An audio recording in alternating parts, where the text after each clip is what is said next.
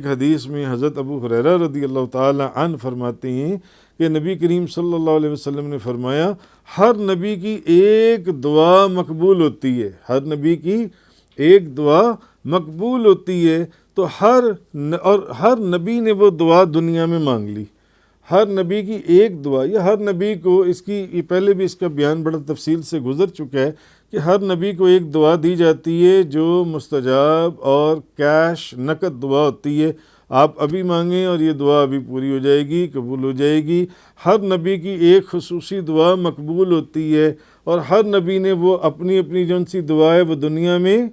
مانگ لی، اس نے مانگ لی، مگر میں نے اس دعا کو، جس دعا کو اللہ نے میرے لیے رکھا، نبی کریم صلی اللہ علیہ وسلم نے اپنی اولاد مبارکہ کے لیے کوئی دعا، آل رسول کے لیے کوئی دعا کیا نہیں کر سکتے تھے؟ حضور دعا کر سکتے تھے، مگر نبی کریم صلی اللہ علیہ وسلم نے فرمایا میں نے اس دعا کو قیامت والے دن اپنی امت کی شفاعت کے لیے چھپا کر رکھا ہے، میں نے اس دعا کو رکھ لی ہے۔ ہر نبی نے تو اپنی وہ دعا مانگ لی دنیا کے اندر، مگر مجھے جب وہ دعا دی گئی اور مجھے کہا گیا کہ آپ بھی وہ ایک دعا مانگ لیں، تو میں نے وہ دعا اپنی امت کی شفاعت کے لیے رکھی ہے، اور انشاءاللہ میری امت کے ہر اس فرد کو حاصل ہوگی میری شفاعت، ہر بندے کو شفاعت حاصل ہوگی، بس صرف اس نے شرک نہ کیا ہو، اللہ کے ساتھ اس نے کسی اور کو شریک نہ رکھا ہو۔ تو یہ چیز نبی کریم صلی اللہ علیہ وسلم کی کہ لَقَدْ جَاءَكُمْ رَسُولٌ مِّنْ أَنفُسِكُمْ